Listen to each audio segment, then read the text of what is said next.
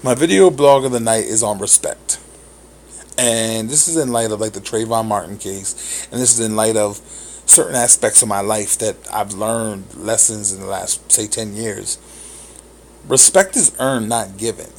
You can't just run around giving everybody your heart on a sleeve, because it's people have to respect you, and to give respect you have to earn it with me, and I think that's the way it should go with everybody. Now, these are my own opinions. Man in the mirror. A friend of mine, a really close friend of mine that I really hold dear to me. She said at a Trayvon Martin rally in my city, she said, you have to be, I mean, sort of on the lines of Michael Jackson, Man in the Mirror. You have to start with you. The twerking videos that's going on with 15-year-olds, the teenage pregnancy, and all that stuff. You have to look at parenting can only go so far. Eventually, people have to take responsibility for their own actions, and looking into the mirror and looking at yourself and saying, this is what's wrong with me. How can I fix it? Will help to better situations and better understandings and better decisions later in life. Because, I mean, newsflash, life gets harder. Life does not get any easier. The poverty line is crazy low. We're talking about unemployment's up to 20%. We're talking about, I mean, in politics, it's crazy right now. 250,000 is considered still lower class. It blows my mind. Where's that money come from? Can I get some of that 250,000? I don't know about anybody else that's listening to this, but 250,000, that's a lot of money. I mean, I don't know, but what I guess my point is, if we look at ourselves and we examine our lives deep enough, we can figure out the problem that's going on with ourselves. Now, I recently talked to a group of kids in Coatesville, and I had talked to the children, and it was made me understand that kids feel trapped just like sometimes adults do, in situations where they feel like the only acceptable way that they can get appreciated is by acting out. Now, and I can say this as parents, so pay attention to your children. Pay attention to your kids' mannerisms. Pay attention to what your kids are doing. Don't just assume that your kids are doing okay. Be active of involvement in making sure your kids are okay. If anybody knows me, they know I talk about my kids 90% of the time I'm on Facebook posts. I watch my kids vividly when I have my kids, to make sure that everything they're doing is positive to try to benefit them. Yes, do I let my son play for first person shooter games? Absolutely. But I watch him, and if he starts carrying that on to his mentality of life and all that stuff, the game goes off. Those are prime examples. I can say those are some examples of, don't allow your kids to dictate how they want to live their lives at 14, at 13, at 15. It's still our jobs as parents to guide them to not make the same mistakes that we may have made, or that we still are making today. Because the next generation is only going to be to feed off of the generation previous. If you ever noticed, my grandparents were raised in the 30s.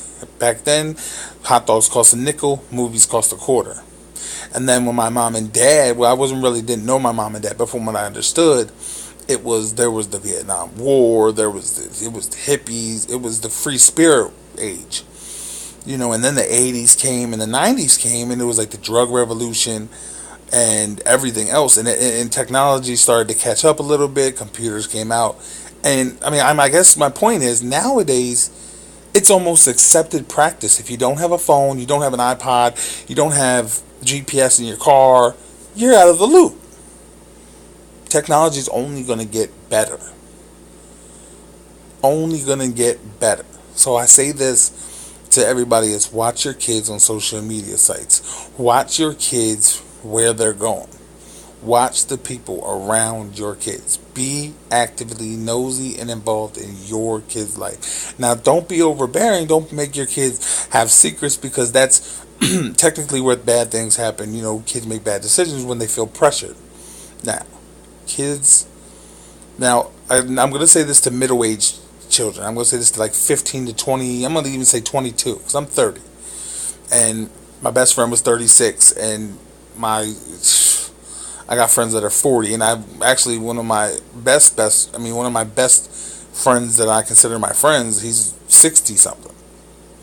So I'm going to say this. It's time to accept responsibility for your own actions. For your own actions. And I know my friends, some of my friends are like, shut up, da da da da da. It's all right, da da da, everything will get better. No. Accept responsibility for your own actions. Because I recently went to a situation where my heart was torn out because my one of my best friends that I hold dear to my world, and you guys probably know him if this goes on Facebook, got told on by his best friend and got years. We're talking 30 plus. And nowadays, it's socially acceptable for when you don't want to accept responsibility for your own actions, you blame it on somebody else. And that's okay. That's not okay. Because lives are at stake every day for people not accepting their own for their own actions. When the judge gave him that time, I mean, he did give a sly smirk and was really hurt, and he knows he was devastated. But in a sense of that moment in the courtroom, I could see that he was accepting what happened because he knew there was nothing he could do because of the circumstance. That moment where you accept what's going to happen, and then you lead off of that. On the flip side, coin that, stop being cowards. I mean, that's all. I mean, I guess that's all I could say. I mean, I know I'm 6 minutes and 40 seconds, and I don't want to go too long where people be like, "Oh, he's talking too much," but stop being cowards. Stop blaming other people for your problems. You create your own environment. You create your own problems. You put yourselves in situations where you can't get out of it, or you bite more than you can chew, and then you want to complain about it. This is, I mean, hence what I'm going to say now. I'm 30 years old. I've made a lot of money, and I've also lost a lot of money, and I've also wasted a lot of money. And I used to value success on money. I used to think that power and respect in the street was money. And I realize now that it's not about money. The projection of money only brings trouble. It only brings the people negative energy. It only brings envy. It only brings self-destruction. The power is knowledge. Like, knowledge is power. The more you know, the more you can relate to.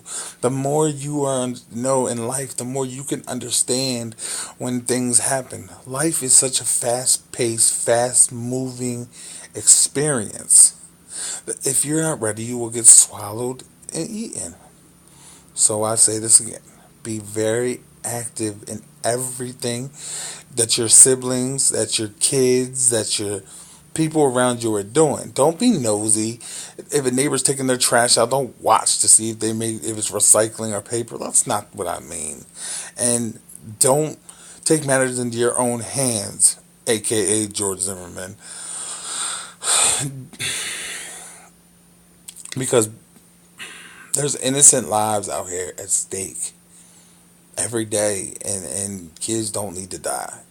There's no reason why we're burying kids by the hands of other kids or people that have general malicious hate in their bodies.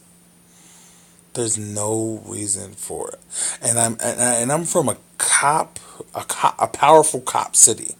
I will say that because the cops are very, very, they're an iron wall in my city, and most of them, I'm not going to be ignorant, but most of them don't care about the people that they're dealing with, the people that they come into interactions with. It's a very power by force committee, strong by committee, and and it's sad to say that, but I mean, and that's exactly what the city's like, and I will. That's why I'm saying this. I'm going to put this on YouTube and Facebook, and I hope people listen because it's if we all come together and we all reflect on ourselves and we look in the mirror and we fix inadequacies with ourselves, it's a whole lot easier to give somebody else powerful reinforcement. And give all due thanks to your maker. God makes mountains move. God makes kids come back home alive. God can do anything in your life that you need him to do. You just have to give it to him. Um, I'm going to check out for the night because I'm already at the 10-minute mark, and I know nobody's going to listen to 10 minutes.